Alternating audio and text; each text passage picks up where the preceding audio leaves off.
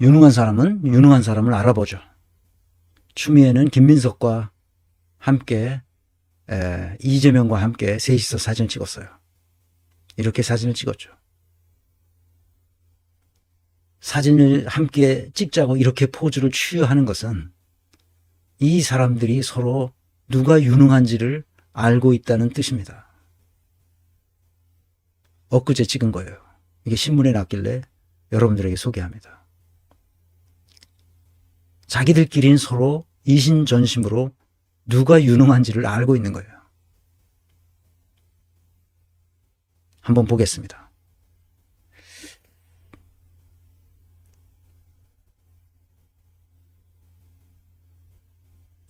그래서 네. 정권 교체를 위한 지도부는 어떤 모습이 되어야 하는가 하면서 또 수석을 두고 네. 좀 당원들의 이런 의견이 많이 엇갈리고 있더라고요. 의견이 분분하더라고요. 관심도 많고. 제가 당대표 할 네. 때에도 사실은 여러 위기가 있었어요. 네. 상황 관리를 좀 했었어야 됐어요. 네. 근데 그걸 저 혼자 다 할 수는 없는 거거든요. 네. 그래서 이제 핵심 참모들을 중용하면서 늘 긴밀하게 소통하고 전략적인 판단을 그때그때 하고 그러려면은 정말 그 몸을 아끼지 않고 자기보다는 네. 이 당과 나라의 앞날에 눈과 귀가 열려 있고 24시간이 가동이 돼야 되는 거예요. 네.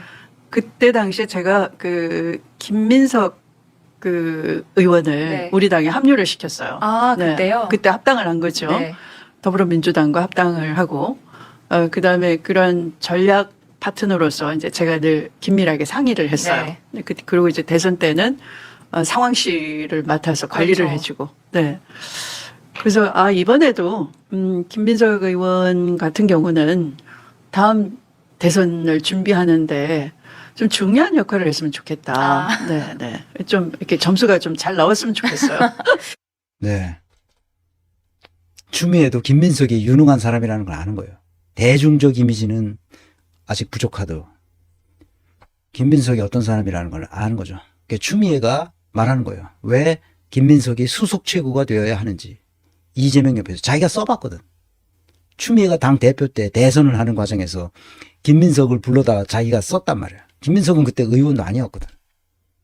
근데 그 민주당 조그만 그 민주당 자기 혼자 하는 민주당이라는 그 옛날에 있던 무슨 새천년 민주당인가 뭐 그게 다 사라지고 민주당 이름을 붙여서 자기 혼자 쓴 거예요.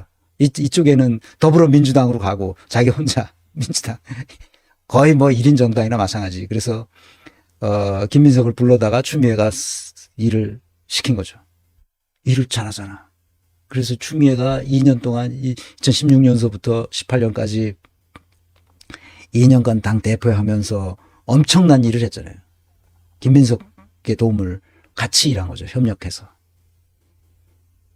그래서 계엄령을 선포할지도 모른다는 그 예봉을 꺾어버리고 그때 당원들의 아마 10만 명인가 20만 명인가 추가로 더 들어오고 그다음에 탄핵을 123석 가지고 탄핵을 시키고 어마어마한 거예요. 이게 5만 원짜리인 거예요. 이게 5만 원짜리.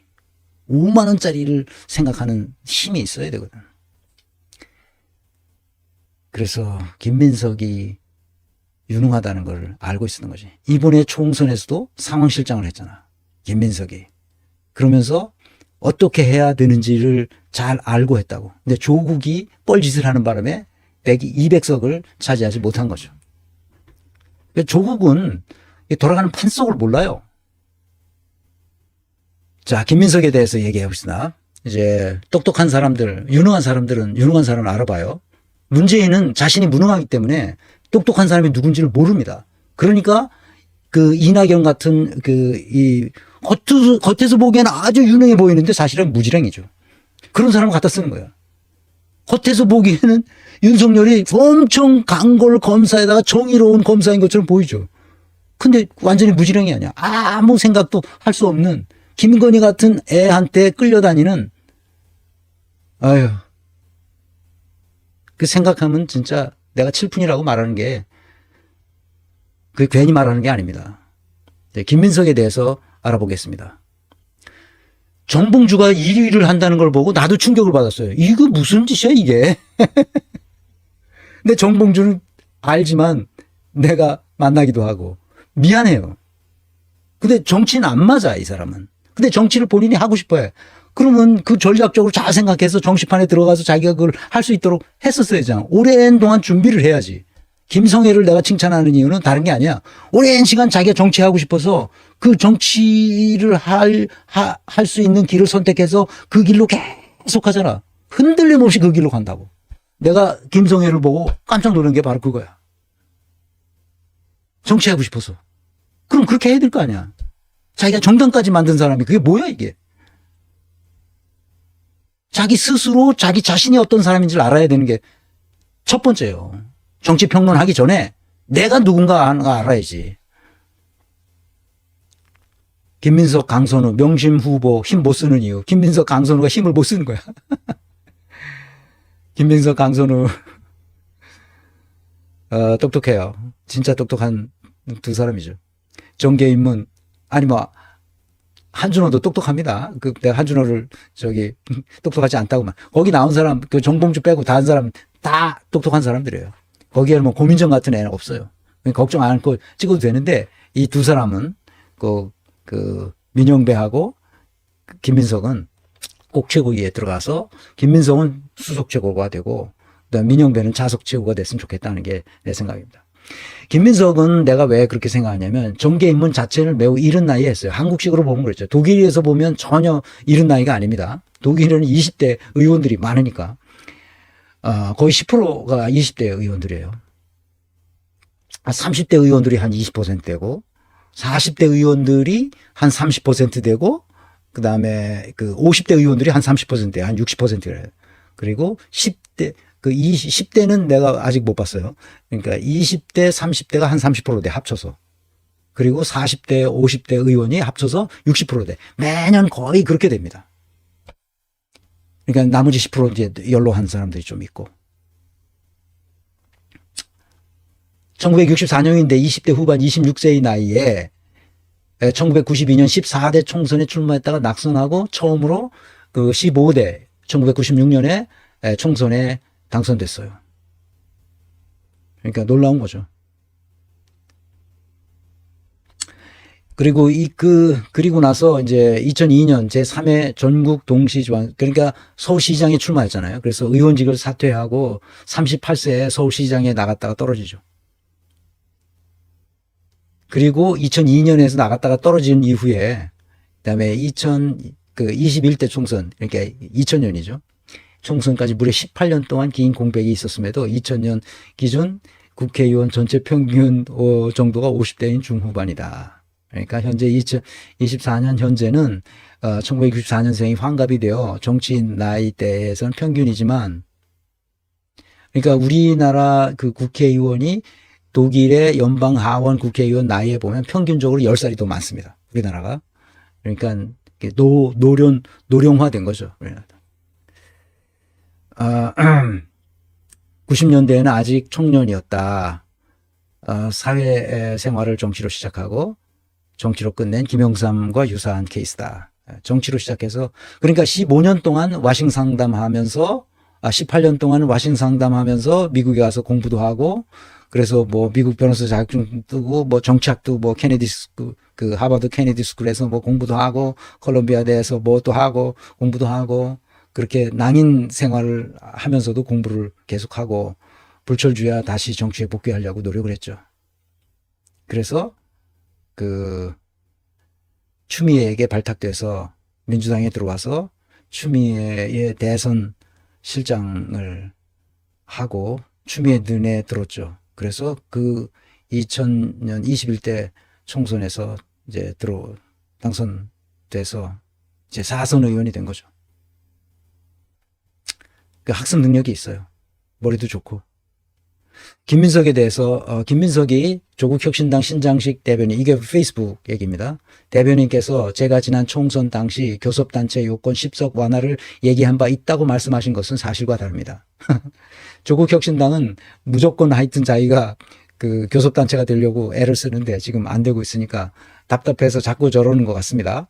그러니까 당시 정책 발표까지 담당했던 상황실장으로서 이 총선 지난 22대 총선 종합상황실장을 했잖아요. 총선 상황실장인 모든 걸 총괄해가지고 판단을 해야 되는 거예요.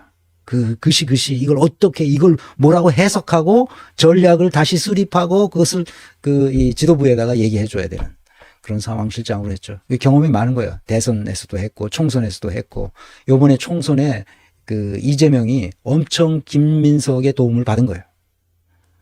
그래서 상황 판단을 빠르게 하고 그래야 되니까.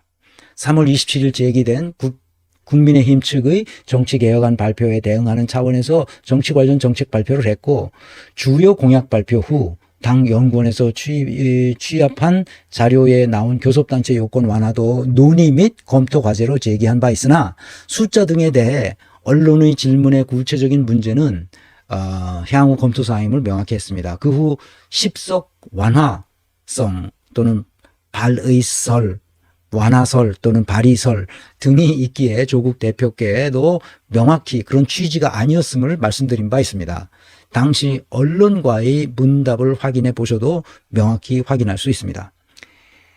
장기적 논의사항이라는 것과 구체적으로 10석 완화를 얘기했다는 것은 전혀 다른 일이나 조국 혁신당에도 유념해 주시기를 바랍니다. 김민석이 선을 완전히 그었죠. 교섭단체 10석 완화 얘기는 한 적이 없다 자기가. 지금 그런 얘기를 분명하게 하고 김민석은 자기가 삑사리를 한번 자기 생애에서 났죠. 그때는 30대니까 어마어마하게 서울대 사회학과를 졸업하고 서울대 총학생회장으로서 김대중의 총애를 받고 그러니까 뭐 엄청난 거죠. 엄청난 거죠. 그러니까 제 위에 없었어요. 김민석이가. 그러니까 자기가 하면 다 된다고 생각했지. 이놈이. 그러니까 어떻게 됐겠어? 그러니까 정몽준 캠프에 들어가가지고 뭔가를 해보려고 했죠. 삑살이 나가지고 뭐 김민세라는 별명이 붙고 뭐 철새처럼 왔다 갔다 한다는 둥 뭐 그러지. 그래서 18년 정치 낭인 생활을 하면서 깊은 자기 성찰이 있었을 거예요. 요즘 얘기하는 걸 잘 들어보면 아주 똑똑하고 자기 성찰이 있죠. 반성이 있었던 거예요. 그러니까 뭘 잘못했는지 자기가.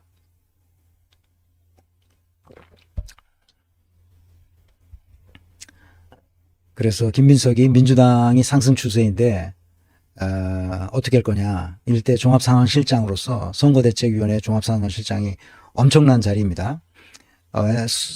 사실상 선거를 다 종합해가지고 판단해서 어떻게 하는 게 좋겠다는 것을 결정하는 자리거든요.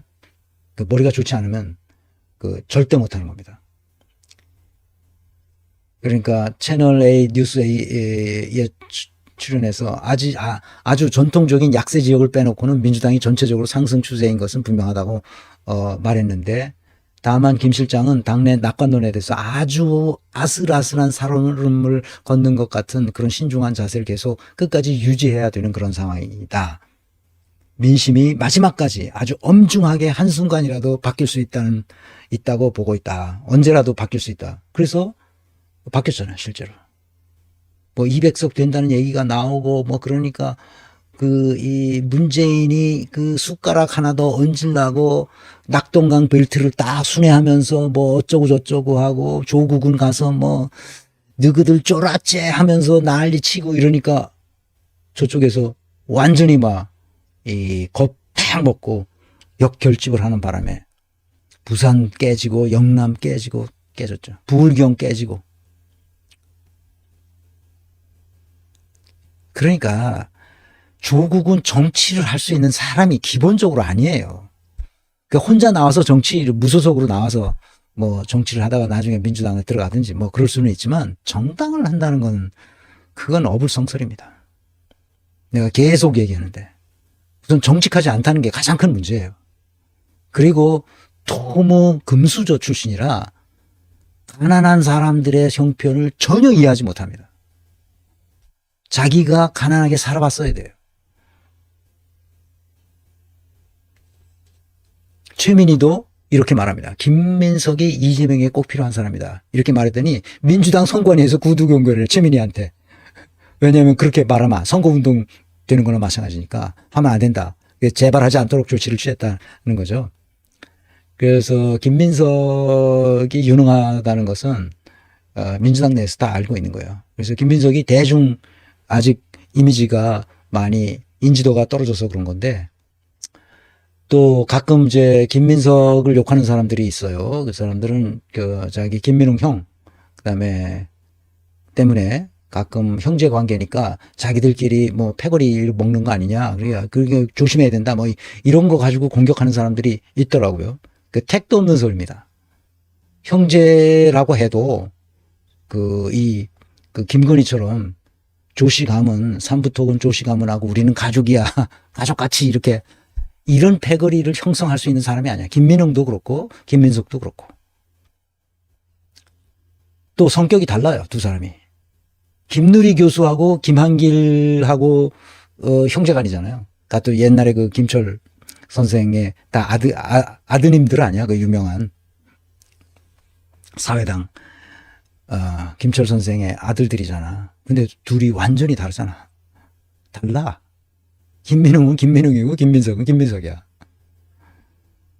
나도 형님 그 3살 위에 형님이 있지만 아니 뭐 이 세계를 바라보는 관점은 다 비슷해. 죽었다 깨도 국힘당은 지지하지 못해. 그런 사람이야. 그러지만 다 달라, 이게. 그러니까 그 생활 습관도 다르고 다 다르다고.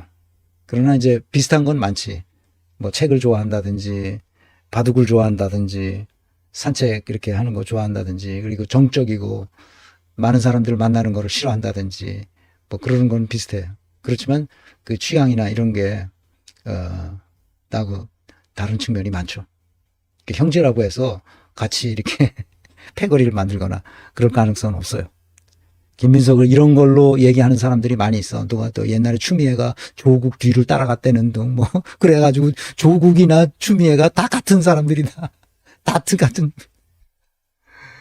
그런 엉터리 같은 소리를 하는 걸 보고 내가 아주 큰 충격을 받았습니다. 아유, 그게 무슨 근거가 되는지. 그래서